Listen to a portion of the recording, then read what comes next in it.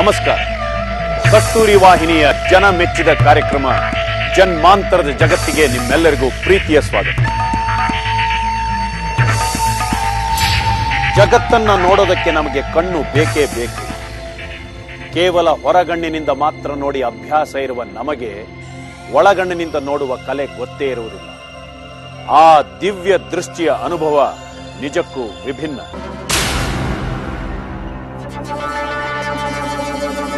ಹೊರಗಣ್ಣಿಗೆ ಎದುರಿಗಿರುವುದಷ್ಟೇ ಕಾಣಿಸಿದರೆ ಒಳಗಣ್ಣಿಗೆ ಎಲ್ಲವೂ ಕಾಣುತ್ತದೆ, ಎಲ್ಲವೂ ಅರ್ಥವಾಗುತ್ತದೆ.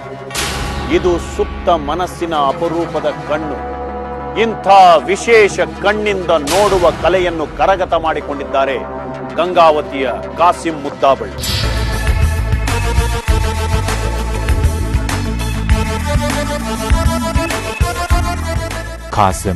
ಖಾಸಿಂ ಅಲಿ ಮುದ್ದಾಬಳ್ಳಿ. ಗಂಗಾವತಿಯ ಖಾಸಿಂ ಅವರ ಸಾಧನೆ, ಪ್ರತಿಭೆ ಎರಡೂ ವಿಚಿತ್ರವಾದದ್ದು.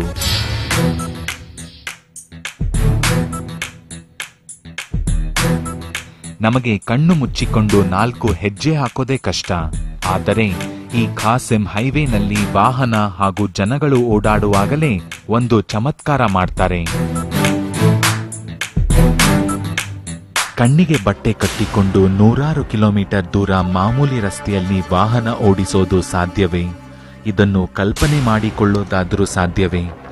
ಇಂಥ ಅಸಾಧ್ಯ ಅನ್ನುವಂಥ ಸಾಧನೆಯನ್ನು ಸಾಧ್ಯ ಮಾಡಿದ್ದಾರೆ ಖಾಸಿಂ ಅಲಿ.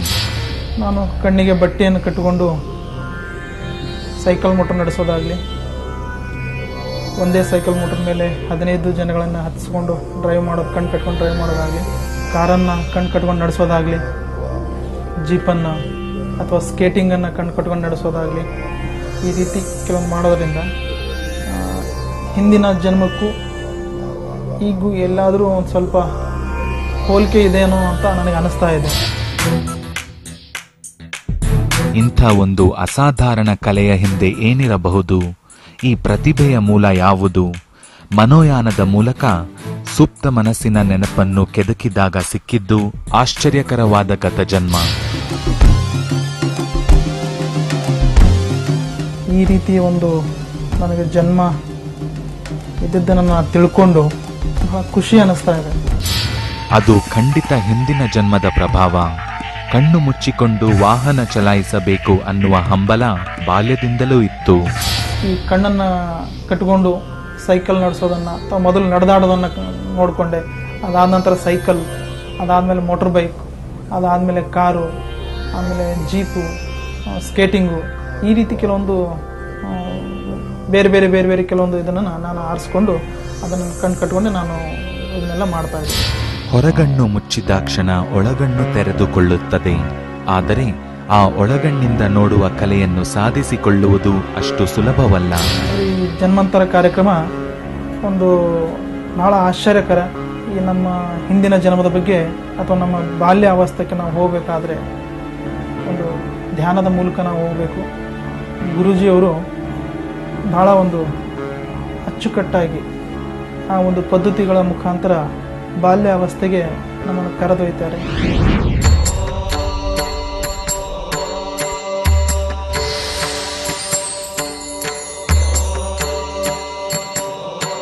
ಈ ರಿಲ್ಯಾಕ್ಸ್ಡ್ ಮೈಂಡಲ್ಲಿ ನಾವು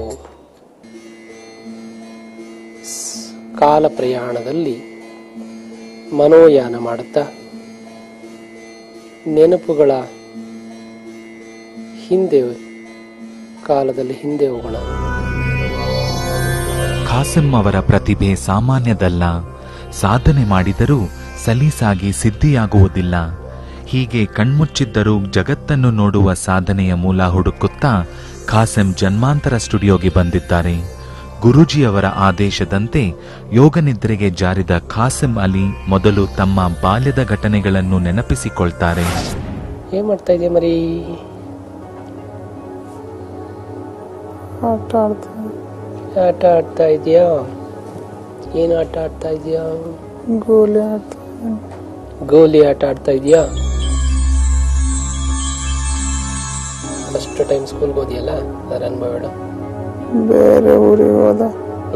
ಎಲ್ಲಿ? ಗಂಗಾವತಿ. ಅಲ್ಲಿ ಶಾಲೆ ಹೋದೆ. ಈ ಖಾಸೆಂ ಹುಟ್ಟಿದ್ದು ಸಂಗೀತಮಯ ವಾತಾವರಣದಲ್ಲಿ. ಇವರ ತಂದೆ ಸಂಗೀತ ಗುರುಗಳಾಗಿದ್ದರು. ಎಲ್ಲಕ್ಕಿಂತ ವಿಶೇಷವೆಂದರೆ ಗಾನಗಂಧರ್ವ ಪುಟ್ಟರಾಜ ಗವಾಯಿಗಳು ಇವರ ಮನೆಗೆ ಆಗಾಗ ಬಂದು ಹೋಗುತ್ತಿದ್ದರು. ಅಂಥ ಮಹಾನ್ ಗಾನ ತಪಸ್ವಿ ಇವರ ಮನೆಗೆ ಭೇಟಿ ಕೊಡ್ತಾ ಇದ್ದಿದ್ದು ಖಾಸೆಂ ಅವರ ಮನಸ್ಸಿನಲ್ಲಿ ಅಚ್ಚಳಿಯದೇ ದಾಖಲಾಗಿತ್ತು. ಅವರ ಪೂಜಾ ನಿಷ್ಠೆ, ಸಂಗೀತದಲ್ಲಿ ಅವರು ತನ್ಮಯತೆ, ಅವರ ತನ್ಮಯತೆ ಹೌದು, ತುಂಬಾ ಇಷ್ಟ ಆಗ್ತಿತ್ತು.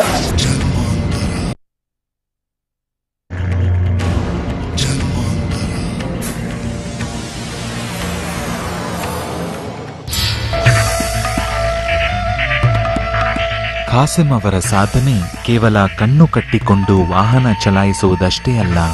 ಇವರಿಗೆ ಜ್ಯೋತಿಷ್ಯ ಗೊತ್ತಿದೆ, ಮೋಡಿ ವಿದ್ಯೆ ಕರಗತವಾಗಿದೆ, ಜೊತೆಗೆ ಸಂಗೀತವೂ ಸಿದ್ಧಿಯಾಗಿದೆ. ಕಾರಣ ಸಂಗೀತ ಬ್ರಹ್ಮ ಪುಟ್ಟರಾಜು ಗವಾಯಿಗಳ ಸಂಪರ್ಕ. ನಿಮ್ಮ ಮನೆಗೆ ಬರಬೇಕಾದ್ರೆ ಎಂತಹ ಒಂದು ಬಾಂಧವ್ಯ ಇತ್ತು ನಿಮ್ಮ ಅವರ ಮಧ್ಯೆ? ಏನಿ ಅನುಬಂಧ? ಯಾಕಾಗಿ ನಿಮ್ಮ ಮನೆಗೆ ಬರ್ತಿದ್ರು? ನಮ್ಮ ಸಂಗೀತ ಸ್ಕೂಲ್ ಇದೆ. ಎಲ್ಲಿ ಸಂಗೀತ ಸ್ಕೂಲ್ ಇದೆ ನಮ್ಮದು. ನಿಮ್ದಿದೆಯಾ? ಯಾರದನ್ನ ನಡೆಸೋರು? ನಮ್ಮ ತಂದೆ ನಡೆಸ್ತಾರೆ. ನಿಮ್ಮ ತಂದೆಯವರು ಸಂಗೀತ ಸ್ಕೂಲ್ ನಡೆಸ್ತಾರ? ನಿಮ್ಮ ತಂದೆಯವ್ರ ಹೆಸರೇನು? ಫಕ್ರುದ್ದೀನ್ ಸಾಹೇಬ್ ಮುದ್ದಾಬಳ್ಳಿ. ಆ ಪುಟ್ಟರಾಜು ಗವಾಯಿ ಗುರುಗಳ ಯಾವ ವಿಶೇಷತೆಯನ್ನ ನೀವು ಇಷ್ಟಪಡ್ತಿದ್ರಿ? ಅವರ ಪೂಜಾ ನಿಷ್ಠೆ, ಸಂಗೀತದಲ್ಲಿ ಅವರು ತನ್ಮಯತೆ, ಅವರ ತನ್ಮಯತೆ ಹೌದು, ತುಂಬಾ ಇಷ್ಟ ಆಗ್ತಿತ್ತ. ಅವರು ತ್ರಿಭಾಷೆ ಕವಿಗಳು. ಪುಟ್ಟರಾಜು ಗವಾಯಿಗಳು ತೀರಾ ಆಪ್ತರಾದವರಿಗೆ ಉಂಗುರವನ್ನು ಕಾಣಿಕೆಯಾಗಿ ನೀಡುವುದುಂಟು. ಅಂಥ ಒಂದು ಭಾಗ್ಯ ಪಡೆದ 3-4 ಜನರಲ್ಲಿ ಖಾಸೆಂ ಕೂಡ ಒಬ್ಬರೆನ್ನುವುದು ವಿಶೇಷ.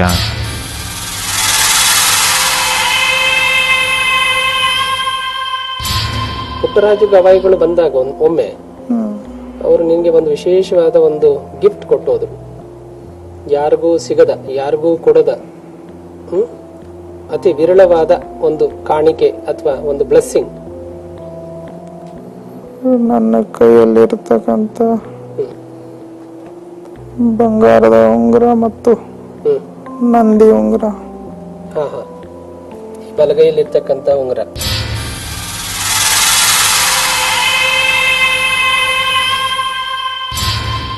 ಇಂಥ ಮರೆಯದ ನೆನಪುಗಳ ನಂತರ ಬದುಕಿನ ಆರಂಭದ ಕಹಿ ಘಟನೆಗಳು ಒಳಮನಸ್ಸಿನ ಕಣ್ಮುಂದೆ ಬರುತ್ತವೆ. ಚಿಕ್ಕ ಮಕ್ಕಳು ತೀರ್ಕೊಂಡ ಮೇಲೆ ಅವರು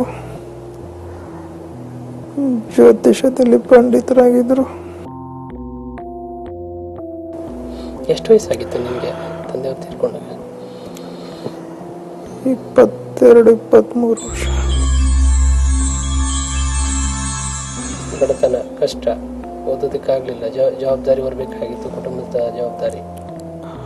ಒಲೆ ಮೇಲೆ ಬರೀ ಪಾತ್ರೆ ಇಟ್ಟು ಅಡಿಗೆ ಆಗ್ತಾ ಇದೆ ಅಂತ ನಮ್ಮ ತಮ್ಮಂದ್ರನ್ನ ತಂಗಿಯಂದ್ರನ್ನ ಮನಗಿಸ್ತಾ ಇದೀವಿ. ಹಂಗೆ ನೀರು ಕುಡಿಸಿ. ಹೀಗೆ ಬೆನ್ನು ಬಿಡದೆ ಕಾಡಿದ ಕಡುಬಡತನವನ್ನು ಮೀರಿ ಖಾಸೆಂ ಬೆಳೆಯುತ್ತಾರೆ. ತನಗೆ ಗೊತ್ತಿಲ್ಲದ ಶಕ್ತಿಯೊಂದನ್ನು ಬಳಸಿಕೊಂಡು ಕಣ್ಣು ಕಟ್ಟಿಕೊಂಡು ಜನನಿಬಿಡ ರಸ್ತೆಯಲ್ಲೇ ವಾಹನ ಚಲಾಯಿಸುವ ಸಾಧನೆ ಮಾಡ್ತಾರೆ. ಆದರೆ ಇದಕ್ಕೊಂದು ಸೂಕ್ತ ಅವಕಾಶ ಸಿಕ್ಕಿದ್ದು ಪುಟ್ಟರಾಜು ಗವಾಯಿಗಳ ಹುಟ್ಟುಹಬ್ಬದ ದಿನದಂದು.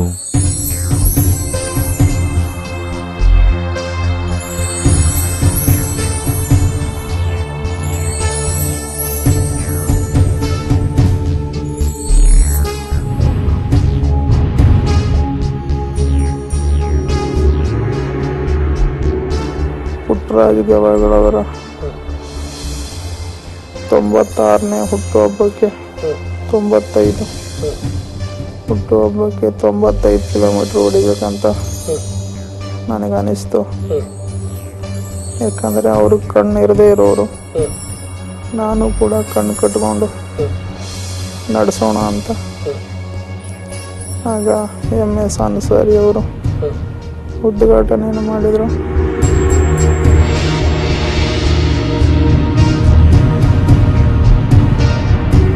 ಎಲ್ಲಿಂದ ಎಲ್ಲಿವರೆಗೂ? ಗಂಗಾವತಿ ಬಸ್ ಸ್ಟ್ಯಾಂಡಿಂದ ಕೊಪ್ಪಳದ ಗವಿಮಠದವರೆಗೂ.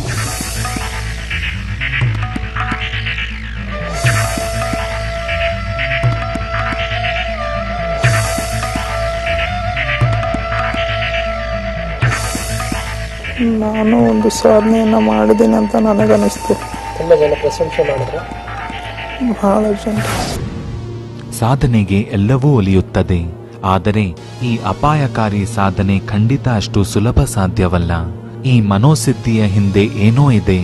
ಅದೇನು ಅನ್ನೋ ಕುತೂಹಲಕ್ಕೆ ಉತ್ತರ ಖಾಸಿಂ ಅವರ ಗತಜನ್ಮ.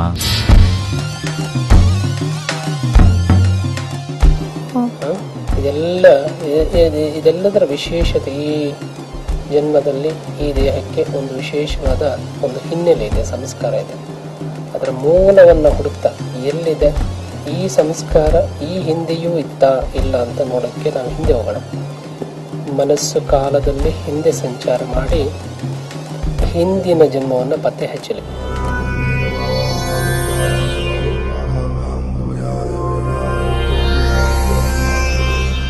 ಏನಾಗಿದ್ದೀರಿ? ಎಲ್ಲಿದ್ದೀರಿ? ಏನು ನೋಡ್ತಾ ಇದ್ದೀರಿ? ಏನು ಅನುಭವಿಸ್ತಾ ಇದ್ದೀರಿ? ನಿಮ್ಮ ಕಣ್ಮುಂದೆ ಏನಿದೆ ಈಗ? ಕಾಡಿದೆ. ಅದು ಕಾಡನ್ನೇ ನಂಬಿಕೊಂಡು ಬದುಕುವ ಕುಟುಂಬ. ತನ್ನನ್ನು ರಾಜ ಅಂತ ಕರೆಯುತ್ತಿದ್ದಾರೆ ಅನ್ನುವ ನೆನಪು. ಹೊಟ್ಟೆಪಾಡಿಗೆ ಬೇಟೆಯೊಂದೇ ಆಧಾರ. ಹಾಗಾಗಿ ಬಿಲ್ವಿದ್ಯೆ ಅನಿವಾರ್ಯ. ನಿಂಗೆ ಅಣ್ಣ ತಮ್ಮ ಯಾರಾದ್ರೂ ಇದ್ದಾರ? ಒಬ್ಬನೇನು ಮಗ? ಏನಂತಾರೆ ಹೆಸರು? ರಾಜ ಅಂತಾರ. ವಿಶೇಷ ಸಾಧನೆ ಇದ್ದಿದ್ದು ಇದೇ ಜನ್ಮದಲ್ಲಿ. ಬಿಲ್ವಿದ್ಯೆ ಕಲಿತ ರಾಜ ಅಸಾಧಾರಣ ಸಾಧನೆ ಮಾಡಿ ಶಬ್ದವೇದಿ ವಿದ್ಯೆಯನ್ನೂ ಕಲಿತಿದ್ದ.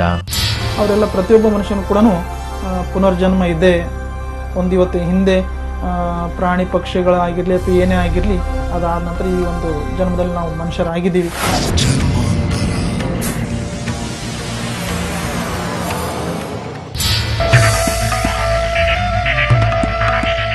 ಈ ಜನ್ಮದ ಹಾಗೆ ಹಿಂದಿನ ಜನ್ಮದಲ್ಲೂ ಖಾಸಿಂ ಅವರ ತಂದೆ ಬೇಗನೆ ತೀರಿಕೊಳ್ತಾರೆ. ಸಂಸಾರದ ಹೊರೆ ತುಂಬಾ ಬೇಗ ಹೆಗಲ ಮೇಲೆ ಬೀಳುತ್ತದೆ. ನೀವಪ್ಪ ತೀರ್ಕೊಂಡಿದ್ರ? ನಿಂಗೆ ನೆನ್ಪು ಬರೋಷ್ಟೊತ್ತಿಗೆ? ಸರಿ. ಅಮ್ಮ ಏನ್ ಮಾಡ್ತಿದ್ರ? ಮನೆಯಲ್ಲೇ ಇರ್ತಾ ಇದ್ರು. ಮತ್ತೇನೇನ್ ಮಾಡ್ತಿದ್ದೆ ನೀನು? ಏನ್ ಕೆಲಸ ಮಾಡ್ತಿದ್ದೆ? ಏನಿಲ್ಲ, ಆಟ ಆಡ್ತಾ ಇದ್ದ. ಬೆಳೆದವನಾದ್ಮೇಲೆ ಬಿಲ್ಲು.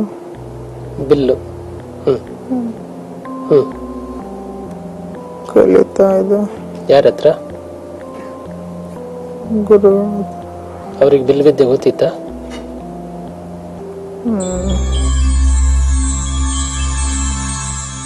ರಾಜನಿಗೆ ಬಿಲ್ವಿದ್ಯೆಯಲ್ಲಿ ಅದ್ಭುತವಾದ ಹಿಡಿತ ಇತ್ತು. ಅಭ್ಯಾಸ ಮಾಡ್ತಾ ಮಾಡ್ತಾ ಕಣ್ಣು ಮುಚ್ಚಿಕೊಂಡು ಗುರಿ ಇಡುವ ಕಲೆಯನ್ನು ಸಿದ್ಧಿ ಮಾಡಿಕೊಳ್ಳುತ್ತಾನೆ. ಇನ್ನೇನು ವಿಶೇಷತೆ? ಎಲ್ಲರೂ ಬಿಲ್ ವಿದ್ಯೆ ಕಲಿತಾರೆ, ನಿಂದೇನು ವಿಶೇಷತೆ? ಕಲಿತಾ ಗಿಡದ ಮೇಲೆ ಕೂತ್ಕೊಂಡೆ ಹೊಡಿತಾ ಇದ್ದೆ ಬಾಣದಲ್ಲಿ. ಹೇಗೆ ಗೊತ್ತಾಗ್ತಾ ಇತ್ತು? ನೋಡ್ದೆ ಬಾಣ ಬಿಡೋದು? ಶಬ್ದ ಬರ್ತಾ. ಶಬ್ದ ಬಂದ ಕಡೆ ಬಾಣ ಬಿಡೋದ? ಅದು ಎಷ್ಟು ದಿವಸದಲ್ಲಿ ಸಿದ್ಧಿ ಮಾಡ್ಕೊಂಡಿದ್ದೆ ನೀನು? 3 ವರ್ಷ. 3 ವರ್ಷನಾ? ಹೊಟ್ಟೆಪಾಡಿನ ಅನಿವಾರ್ಯತೆ ಅಂಥ ಒಂದು ಅದ್ಭುತ ವಿದ್ಯೆಯನ್ನೇ ಕಲಿಸಿತ್ತು. ಪ್ರಾಣಿಗಳ ಶಬ್ದ ಕೇಳಿ ಕಣ್ಣಿಗೆ ಕಾಣಿಸದೇ ಇದ್ದರೂ ಗುರಿಯಿಟ್ಟು ಹೊಡೆಯುವ ಶಬ್ದವೇದಿ ವಿದ್ಯೆ ಕರಗತವಾಗಿತ್ತು. ಮೇಲೆ ಕೂತ್ಕೊಂಡು ಶಬ್ದ ಯಾವ ಕಡೆ ಬರುತ್ತೋ ಆ ಕಡೆ ಹೊಡಿತಾ ಇದ್ದೆ. ಅಂದ್ರೆ ಯಾವತ್ತಾದ್ರೂ ಕಣ್ಣಿಗೆ ಬಟ್ಟೆ ಕಟ್ಕೊಂಡು ಬಾಣ ಬಿಟ್ಟಿದ್ಯಾ? ಏನಾದ್ರು ನೋಡ್ದೇನೆ ಶಬ್ದ ಬಂದ ಕಡೆ? ನೋಡ್ದೆ ಬಿಟ್ಟಿದ್ಯಾ? ಗುರಿ ತಾಗಿದ್ಯಾ? ರಾಜನಿಗೆ ಇಂಥ ಕಲೆಯೊಂದು ಸಿದ್ಧಿಸಿತ್ತು. ಆದರೆ ಇದನ್ನು ಬಳಸಿಕೊಳ್ಳುವ ಆಯಸ್ಸೇ ಇರಲಿಲ್ಲ. ಕೇವಲ 15 ವರ್ಷಕ್ಕೆ ರಾಜ ದುರ್ಮರಣಕ್ಕೆ ಈಡಾಗುತ್ತಾನೆ. ಗಿಡ ಹತ್ಕೊಂಡು ಕೂತಿದ್ದೆ.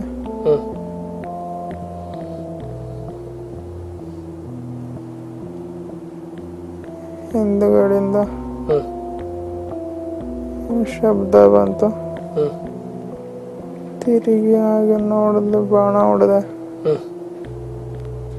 ಜೋಲಿ ತಪ್ಪೋಯ್ತು. ನೆಲಕ್ಕೆ ಬಿದ್ದೆ. ಮರದ ಮೇಲಿಂದ ತಲೆ ಪೆಟ್ಟಾಯ್ತು. ರಕ್ತ ಸುರಿತಾ ಇದೆ.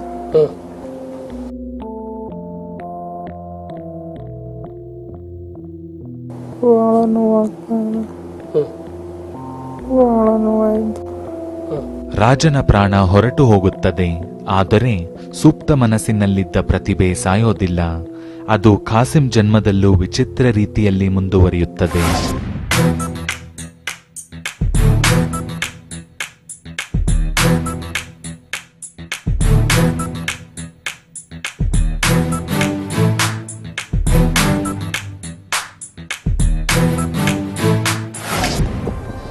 ಈಗ ಆ ಜನ್ಮದ ನೆನಪನ್ನಲ್ಲೇ ಬಿಟ್ಟು ಈ ಕಾಸಿಂ ಅಲಿ ಈ ದೇಹಕ್ಕೆ ನಿಮ್ಮ ಮನಸ್ಸು ವಾಪಸ್ ಬರಲಿ.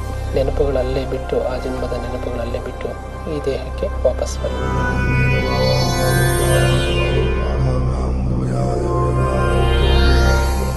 ಆರೋಗ್ಯವಂತ ಕಾಸಿಂ ಅಲಿಯ ಮನಸ್ಸು ಎಚ್ಚರಗೊಳ್ತದೆ. ಇನ್ನು ಸ್ವಲ್ಪ ಚೆನ್ನಾಗಿ ಉಸಿರಾಟ ಮಾಡಿ.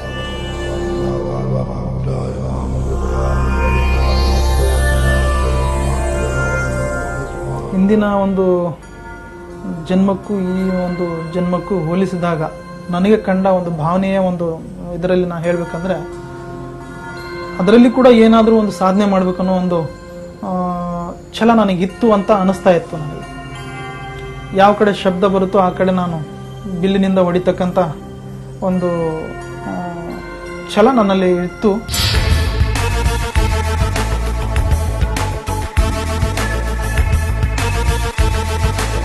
ಇವತ್ತು ನಾವು ನೋಡ್ತಾ ಇದ್ದೀವಿ ಅಂದಾಗ ಗುರೂಜಿ ಇದ್ದಾಗ ಇಲ್ಲಿ ಅವರು ಹೇಳಿದ್ದು ಹಿಂದಿನ ಜನ್ಮದಿಂದ ಈಗಿನ ಜನ್ಮದಿಂದ ಈಗ ಅವ್ರಿಗೇನು ಕಂಡು ಬಂದದ, ಒಳ್ಳೆ ಒಂದು ಖುಷಿ ಕಂಡು ಬಂದದ. ಗುರುಜಿಯವರು ಆ ಸ್ಟುಡಿಯೋದಲ್ಲಿ ಇದು ಮಾಡ್ತಾಯಿದ್ರು, ನೋಡಿದೆ ನಾನು. ಹಿಂದಿನ ಜನ್ಮಕ್ಕೂ ಈಗಿನ ಜನ್ಮಕ್ಕೂ ಏನೋ ಒಂಥರ ಹೊಂದಾಣಿಕೆ ಅನ್ನಿಸ್ತಾ ಇದೆ.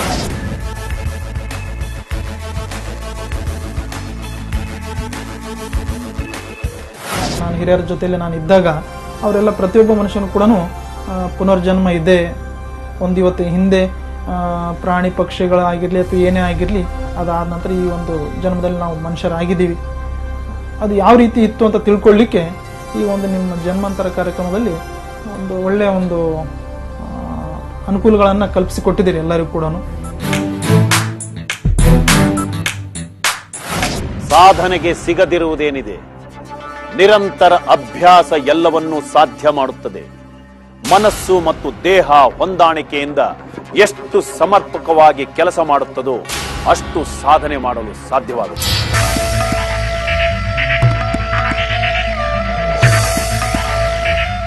ಎಲ್ಲದಕ್ಕೂ ಕಾರಣ ಮನಸ್ಸು.